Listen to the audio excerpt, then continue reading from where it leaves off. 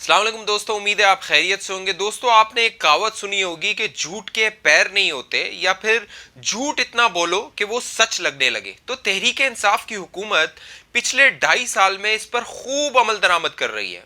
उसकी वजह यह है कि ये लोग झूठ इतना बोलते हैं, प्रोपेगेंडा इतना करते हैं कि लोग उसे सच मानने लगते हैं। आपको यूट्यूब पे ये नजर आता होगा, इनका प्रोपेगेंडा जो भी है। अब मामला ये हुआ है कि नवाज शरीफ और 40 रहनुमा जो मुस्लिम लीग नून के थे, उन पर हुए थे मुकदमा, और गद्दारी का, बगावत का मुकदमा हुआ था। और शहबाज गिल साहब ये कह रहे थे नहीं वो गद्दारी का नहीं है, वो तो तकरीर की थी, वो इस तरह की वजाहतें दे रहे थे कि वो इसलिए। फवाद चौधरी साहब कह रहे थे नहीं, वजीर आजम को तो इल्म ही नहीं है। यानी जो सियासी मुशीर है शहबाज गिल, वो वजाहतें दे रहा है कि नहीं ये मुकदमा इसलिए नहीं इसलिए है। और फवाद चौधरी साहब जो विफाकी वजीर है, वो कह रहे हैं वजीर आजम को तो इल्म ही नहीं है इस मुकदमे का, ये तो मुकदमा होना ही नहीं चाहिए। अब मामला ये हुआ है कि बिल्ली थैले से बाहर आ गई है, ये एक्सपोज हो गए। मैंने कहा ना कि झूठ के पैर नहीं होते, तो अब ये हो गए एक्सपोज। किस तरह हुए हैं? और अब तहरीक इंसाफ का जो कारकुन बदर रशीद है, उसका नाम सामने आया और वो गायब हो गया ये मुकदमा करके। उसका फोन बंद है और उसके घर वाले कह रहे हैं हमें तो मालूम ही नहीं है वो कहां गया है। तो वो खलाई मखलूक हो गया है। पता है ना, ये खलाई मखलूक जिसका मुकाबला हुआ था 2018 में लोगों के साथ इलेक्शन में, तो अब वो खलाई मखलूक हो गया और वो बंदा गायब हो गया, बदर रशीद। उसकी मैं आपको तफसील बताऊंगा कि आगे क्या होने वाला है। और DGFIA, साबिक DGFIA ने अब जो इंकशाफात किए हैं 2.5 साल की हुकूमत के लिए, ये पूरी एक चार्ट शीट है जो बशीर मेमन साहब ने अब इंकशाफात किए हैं। उसकी तफसील मैं आपके साथ बताऊंगा, आपको जिक्र करूंगा, आपके गोशगुजार करूंगा। अभी तक आपने हमारा चैनल सब्सक्राइब नहीं किया तो नीचे सब्सक्राइब लिखा हुआ है, उसको क्लिक कर ले। साथ बेल आइकन का बटन है, उसको क्लिक कर ले, ताकि जैसे ही कोई वीडियो अपलोड हो आपके पास नोटिफिकेशन आ जाए। तो दोस्तों, हुआ ये है कि 2-3 दिन पहले एक मुकदमा दर्ज हुआ लाहौर के थाना शादरा में। और उस मुकदमे में जो नून लीग के 40 के करीब लोग हैं, जिसमें नवाज शरीफ शामिल थे, उन पर हुआ कि जी गद्दारी का मुकदमा है, उन्होंने तकरीर की है लंदन से, तो गद्दारी का मुकदमा किया जाए। अब हुआ ये कि जब वो मैंने FIR देखी तो उसमें एक कांटेक्ट नंबर था, तो मैंने वो कांटेक्ट नंबर डायल किया। मैंने कोशिश की कि मैं उस साहब से बात करूं कि भाई मुझे बताइए कि आपको कौन सी तकरीर का कौन सा हिस्सा बहुत बुरा लगा, इसलिए आप गए थाना शादरा और आपने जाके FIR कटवा दी। तो उन साहब का नंबर बन जा रहा था। फिर अब खबर सामने ये आई है कि ये बदर रशीद साहब ये तहरीक इंसाफ के कारकुन हैं। न सिर्फ कारकुन हैं बल्कि रावी टाउन के सदर हैं। तहरीक इंसाफ के यूथ विंग के रावी टाउन के ये सदर हैं, और तहरीक इंसाफ के बड़े बड़े रहनुमा इनसे मुलाकातें करते रहे। अब ये तहरीक इंसाफ के लोग कह रहे हैं, इनके लीडर्स कह रहे हैं नहीं हम तो इसे जानते ही नहीं, ये कौन है। गवर्नर सरवर साहब कह रहे हैं कि मुझे तो पता ही नहीं है, हमसे तो हजारों लोग आके मिलते हैं, तस्वीरें खिंचवाते हैं, लेकिन हालत यह है कि गवर्नर साहब टांग पे टांग रखे इन साहब से गुफ्तगू कर रहे हैं। ये तस्वीर आप देख रहे हैं गवर्नर साहब की, लेकिन गवर्नर साहब का कहना है नहीं मुझे तो नहीं मालूम कि ये बदर रशीद कौन है। तो अब तहरीक इंसाफ पूरी एक्सपोज हो गई है। न सिर्फ एक्सपोज हो गई है, इस बदर रशीद की तस्वीरें इमरान खान साहब के साथ हैं, शेख रशीद साहब के साथ हैं, गवर्नर सरवर के साथ हैं, और साबिक हमारे चीफ जस्टिस जिन्हें बाबा कहते हैं ना, साकिब निसार साहब, उनके साथ हैं, और जो हमारे फॉर्मर DG ISPR हैं उनके साथ भी इनकी तस्वीरें हैं। तो अब ये पूरे कट्टर यूथियां हैं।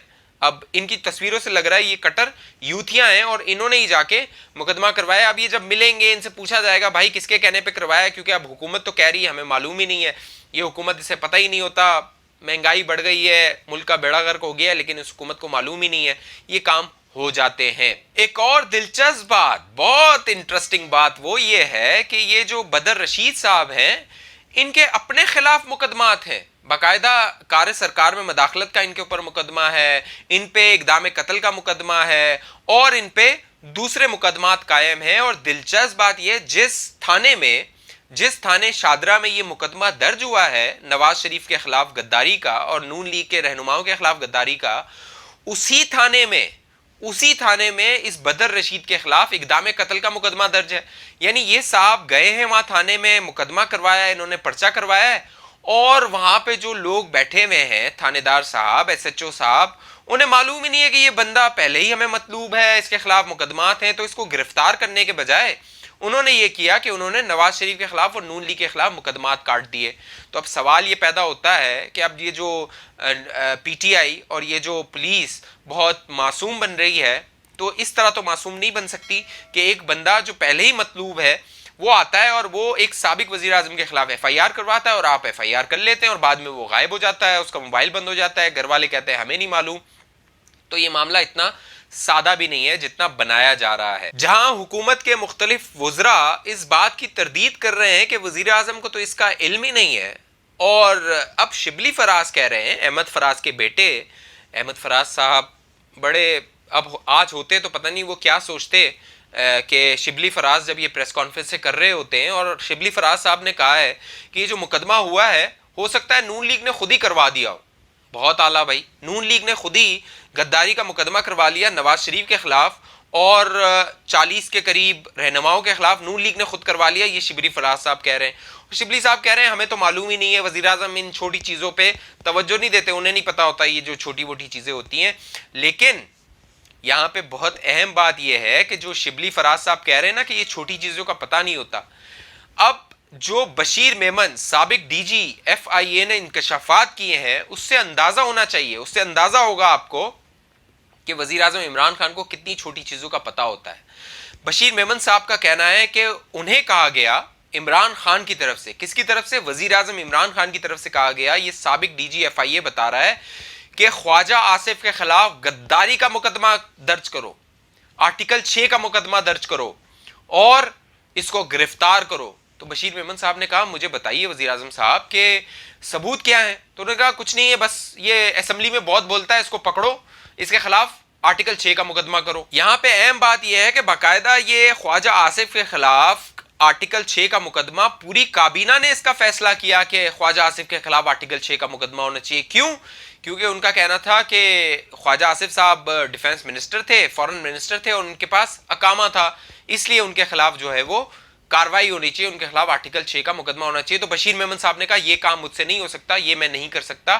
اور پھر بعد میں آ کے انہوں نے اور انکشافات کیے کہ کس طرح ایف آئی اے پر دباؤ ڈالا جا رہا تھا کہ شہباز شریف پر مقدمات کیے جائیں, مریم نواز پر مقدمات کیے جائیں, اور دہشت گردی کا پرچہ کاٹا جائے کیپٹن صفدر پر. یہ بہت بڑی بات ہے. اور کیپٹن صفدر پر الزام کیا تھا؟